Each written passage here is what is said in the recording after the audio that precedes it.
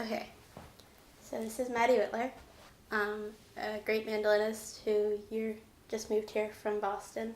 Mm-hmm. Yeah. That's right. So how old were you when you were introduced to bluegrass?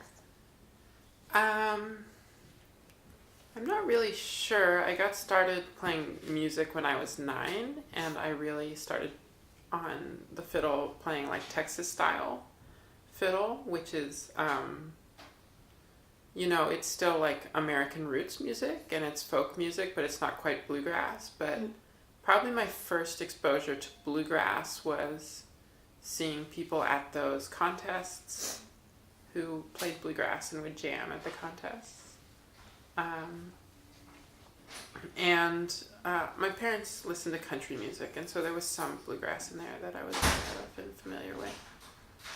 How did you come to pick the mandolin if you started on fiddle? I went through a bunch of instruments. I started on fiddle, and then I got a mandolin because a lot of the fiddle contests that I would play in would have a picking contest, which was just like any picked instrument. So it was like mandolin, guitar, banjo, anything, all in one category. And so I got a mandolin because then I could play my like fiddle tunes on the mandolin in the picking contest. And then, so I had one for a long time, but I didn't really practice it and didn't really care about it. And then when I was like 11 or 12, from like 11 or 12 to like 14, I was just like only banjo, and just really obsessed with Scruggs style banjo, and thought that's what I wanted to do. And then when I was like 14, I got a call to join a band, and they needed a mandolin player. Mm-hmm. And so I joined the band on mandolin, and that was the first time I was really like playing with other people, and that like music really clicked. And that was also like at the same time that I got super into Nickel Creek and Chris Thiele, and then that was it. And I was just like 14 years old on is like all mandolin all the time. So you said that like you kind of grew up listening to country music and bluegrass. Mm-hmm. What drew you into it to like make you want to do it rather than have your parents have you listen to it? Yeah, that's interesting. I mean, my dad grew up listening to folk music in the 60s and like loved Bob Dylan and all that stuff, and always talked about how he wanted to learn to play an instrument, but he never really did.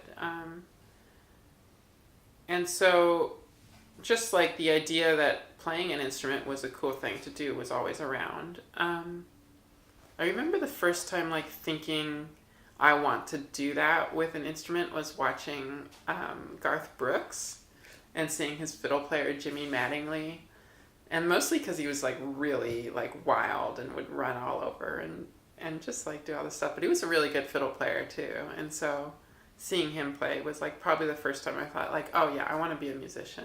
I want to be someone performing. But I never wanted to be the person in front. I always wanted to be the person like taking the solos on an instrument. Yeah. Yeah, so that's how I got into it. And then I had an aunt who played Texas style fiddle and still does. And she kind of just like being aware of her and aware of that made me aware that like that was a thing you could do. Yeah. One could choose to do. So you just moved here from Boston. Yeah. Why did you come to New York City? It was kind of on a whim. Like it's just kind of having a lot more time to do other projects than my main project. And so there's just more opportunity to do that in New York. My roommate, Mike Robinson, who you have interviewed, I think you've interviewed all my roommates at this point. So this is a whole house. He just said, he was like, oh, our fourth roommate, Joe, is just like up and decided to move to California, and we're kind of in a tight spot and we need a roommate. And just like in that moment that Mike told me, which was in like late November, maybe, I was like, great, I'm moving to New York. Like that's what's happening. And so that's what I did. And it's turned out Great. Yeah, I've been here for a few months and having a lot of time off from the band right now, and so spending a lot of time in New York, and then the band will pick up again in the summer and do some touring. So you've been playing in the scene for a really long time. How would you say it's evolved, or how have you seen it evolve since you started? That's interesting. I often think about like how it's evolved from like a time before I was involved in it, but like I guess from when I was involved in it was really like the time that I feel like I started really involving myself in bluegrass and caring about it was like right at the Oh Brother Where Art Thou, Nickel Creek. Like there was this like boom. It was all because of Oh Brother Where Art Thou. Like that was huge. Featured on the Oscars, and like it was just all over the place. You couldn't escape it. And then I actually have never seen it. Oh, it's a great movie. It's fun. But the soundtrack, like I listen to that soundtrack all the time. It's such a good soundtrack. And yeah, and I mean the CD that goes with it, because it's not even really the soundtrack, because there's a lot of music on that CD that's not quite actually in the movie. But but that launched a whole thing, and Nickel Creek was like on the pop country radio charts, and you'd hear them around, and so I got into them and Alison Krauss and Union Station and kind of those slicker bluegrass. I used to, at that time, I would have been like, oh yeah, I know about Bill Monroe and Flatt and Scruggs, but it's just like too like rough and loud, and just like that's not what I'm interested in. I just wanted to be in Nickel Creek. But how have I seen it evolved? I think when I first got into it, it felt like a smaller scene maybe of like young people playing it, and then with every few years it feels like the scene of people that were that age, like teenagers or in college age, is just like growing. And so there's, I don't know, like the level comes up, but I also feel like we're getting to this point where like we've had like true masters of every instrument. We've had Chris Thile and Bela and Noam and Edgar Meyer and Stuart Duncan and just like, and Jerry Douglas, and you know, we've just had people really take these instruments as far as you can really imagine them going. And so I feel like now what's left to do for bluegrassers is to just like focus on making good music. Yeah. Which I think is a funny, I don't know, that gets into a whole thing in bluegrass. So you mentioned that there were a lot of younger people playing. Yeah. Why do you think, because in general, what I've noticed at least, is that in New York, most of the people playing, like half of them are like late 20s or like 30s, and then the other half are like 50 or 60. Yeah. So why do you think there's so many younger people playing? I think just the Oh Brother Where Art Thou, making it cool. And you know, that whole thing also leads to Mumford and Sons, and then there's the whole jam band scene, which is a whole phenomenon, and all of these things, you know, make it cool for young people to play bluegrass, I guess. And that was what got me excited, was, you know, I was watching Thile when I was 14 and he was 24. And so he was like still a young person who was just really doing this thing, and it was new and it was exciting. And so I feel like just seeing it, just having like people to look up to and see doing it is like a big thing. And so, you know, there's just more and more of those people and more people to get excited about. And so that gets more young people into it, I guess. But yeah. Do you have any like standout experiences playing? Yeah, I've got a lot of interesting experiences. I would say a real like special experience for me was playing Rocky Grass. because I had gone to Rocky Grass. I grew up going to Rocky Grass. I went there like 6 or 7 years in a row. And so to like finally be in a band that got booked to play Rocky Grass was huge. And it was a super fun set and it went really well. And then like another probably like interesting set was like in IBMA in like 2013 or 14. I played a set with Peter Rowan, and it was just like a really crazy lineup of people on stage, and it was a super, super fun set, and it was with Peter and Michael Cleveland and Mike Munford, and Chris Henry was also playing mandolin, so we were playing up there together. That was pretty interesting. Yeah, it was very fun. Okay, so you're in the band Lonely Heartstring Band. Mm-hmm. How did that form? We started when I was at Berklee, and 4 of us who are now in the band were at Berklee at the time. Me, our lead singer and guitar player George, our banjo player Gabe, and our fiddle player Patrick. And we originally had a different bass player, Louis Fram, who was also at Berklee with us. And we had started playing gigs around town. There were various like opportunities for Berklee ensembles to perform at Berklee events, and also gigs in and around Boston. And so we put together some bands mostly around George, because George could sing, and that was like kind of the key thing. Mm-hmm. And so I think Gabe and I probably have been playing together the longest, and then Gabe and I have been playing with George the longest, other than Charles, who is George's brother. But yeah, so at a certain point we were all playing, and we got this gig that was asking us to play Beatles music on a 5-piece bluegrass band. And we just like took it really seriously. And I remember we were at Fresh Grass Festival actually, and I was playing there with like a Berklee band, which was with Gabe and Molly Tuttle at the time, and that's cool. It was super fun, yeah. And John Mylander on fiddle and Nick DeSebastian on bass was that band. That was very fun. But anyway, I remember we were talking about this gig, and Patrick McGonigal was just like hanging out, and he was like, "Hey, I want to do that gig. Like, you should hire me to do that gig." And so he kind of like, we knew Patrick and knew him as a good fiddle player, but like we might have called Patrick, we might have called a different fiddle player for that gig. And so because we called Patrick, then he was in the band, and thank God for that, because he's great. I don't know if we would have stayed together if we had a different person there. But yeah, so that's how the band got started. And then we played this one wedding, and then we had all this material that we'd spent a lot of time on, and we could sell it, especially to festivals, because we could say like, book us, put us in any time slot.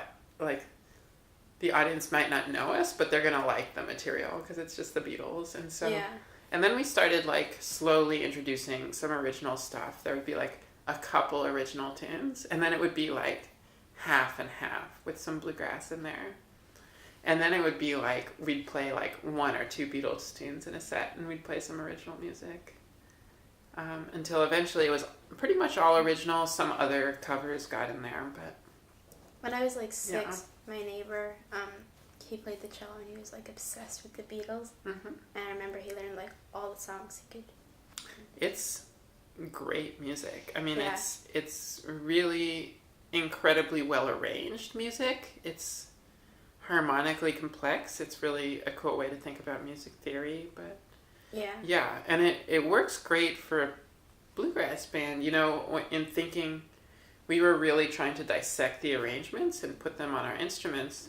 And so when you're picking a song to do that with a bluegrass band, mm-hmm. you have to pick a song that has enough parts to do that with.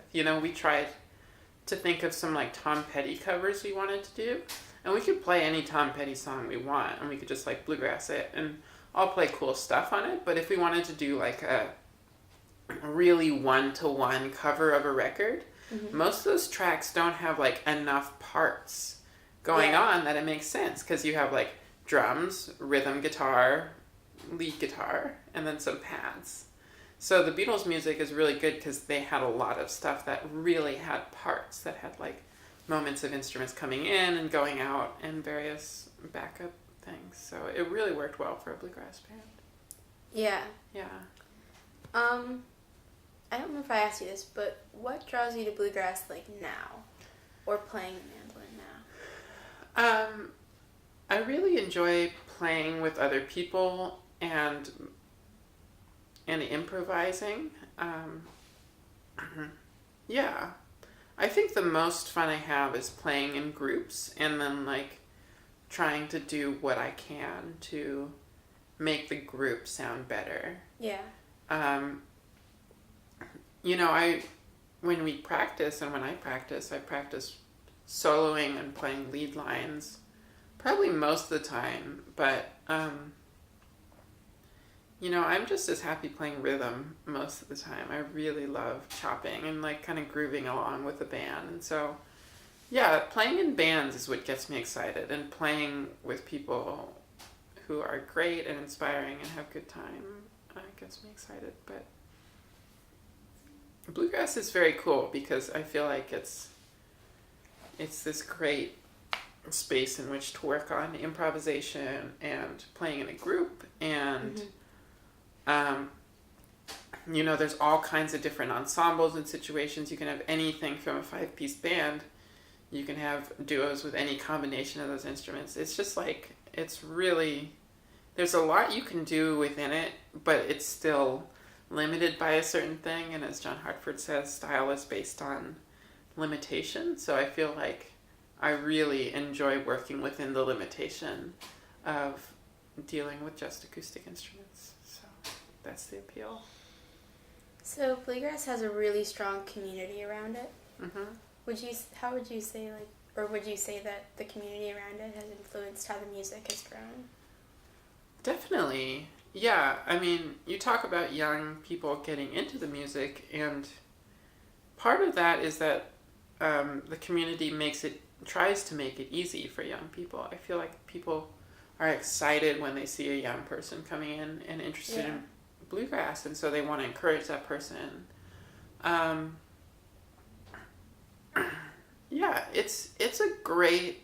The community is a great thing, and I feel like when people pontificate about the bluegrass community, they always kind of have a very optimistic view of it, which is that it's very welcoming, anyone can join, and that is all very true. I think sometimes you encounter various levels of exclusivity and stuff, and but that's the appeal within bluegrass, is that you can kind of there is a level at which you could come in and start and know 3 chords and play songs. Mm-hmm. And then there's a level at which you're a tight 5-piece band of people that really have studied a lot. And so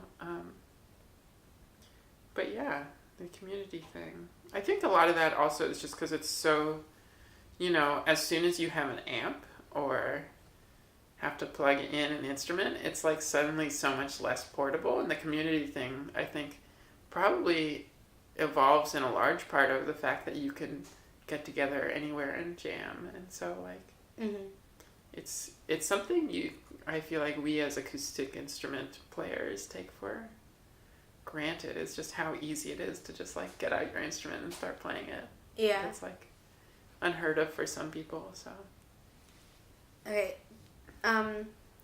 Do you think that there's something special in this genre of music that stands out as opposed to other ones that draw people in? I mean, yeah, but I would say that about most genres of music, that there is a thing like that. Yeah, bluegrass is a very funny thing. I mean, a big part of what draws people in is this kind of perceived nostalgia. Mm-hmm. This idea that it represents a simpler place and time, a better place and time. This back in the mountains when things were. It's all about murder.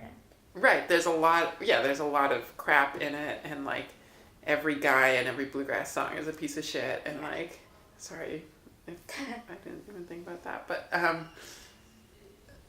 yeah, so but it does represent that to people, and that's like what draws people in a lot of the times is this like kind of perceived nostalgia. So yeah, it's a weird thing. What draws people in, I would say, like that perceived nostalgia. But then also, when you really get into it, what keeps you there is the like high level of playing, of musicianship, and the individuality of the players, and the quality of the music. Because the best bluegrass is some of the best music. It's just like really great, but there's a lot of bluegrass out there that's not the best bluegrass. Yeah. Do you think that if you weren't playing mandolin, there would be another instrument you were doing? Yeah, definitely. I don't know what it would be. I play a lot of guitar. I play a lot of banjo these days. I've been playing some electric bass, and so I could see like being, if someone were to be like, somehow you cannot play the mandolin, I would be very upset, because it's like it's the instrument on which I feel like I can think, and just like things come out.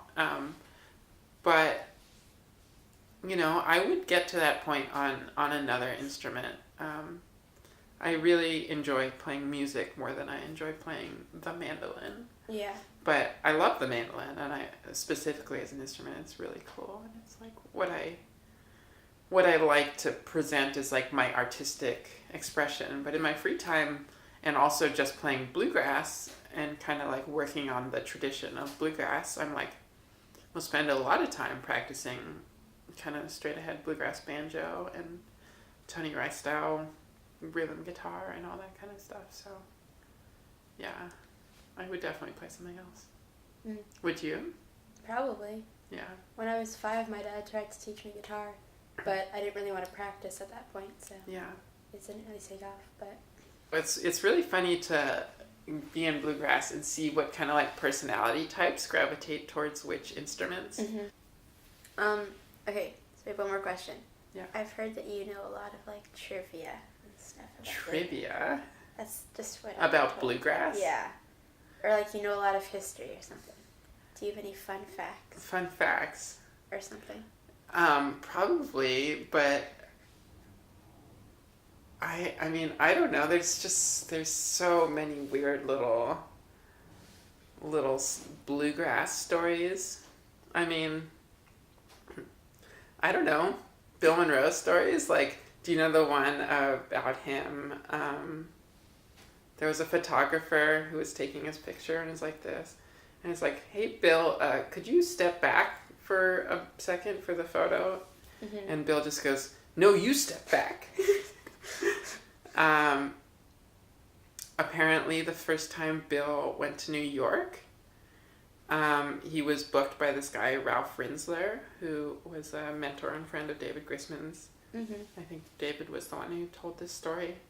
And Peter Rowan was in the band at the time, so this would have been like the 60s, like 63-ish. And he went... That's a long time ago. I know, right? And he went to New York and was playing some show, and like in the green room before the show, they had a spread of bagels and like cream cheese and some other stuff. Mm-hmm. And so Bill, goes and eats one of the bagels, and the band watches him.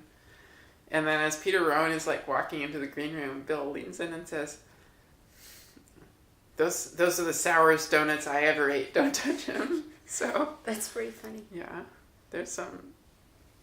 I guess there. Yeah, Bill Monroe trivia. Yeah, bagels aren't really in other places.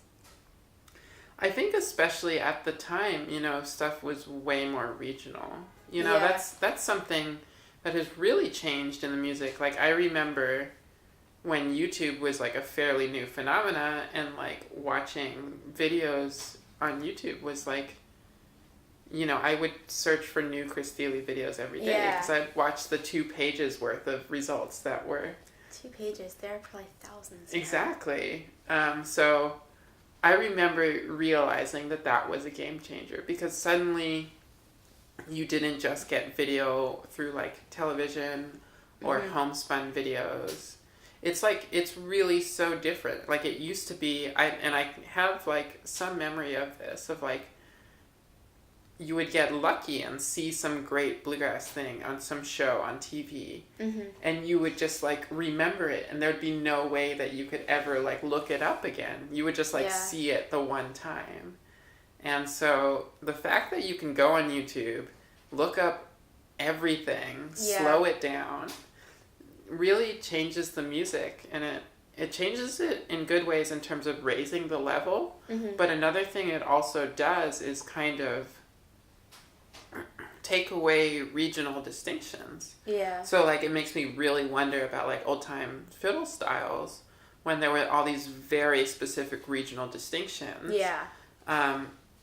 Now, with musicians growing up, like, the reason those distinctions would happen is because people were isolated. And so it's like, if you live in this one spot, you have access to these 3 fiddle players. So your style is going to be an amalgamation of those 3 fiddle players, and you get these really specific styles.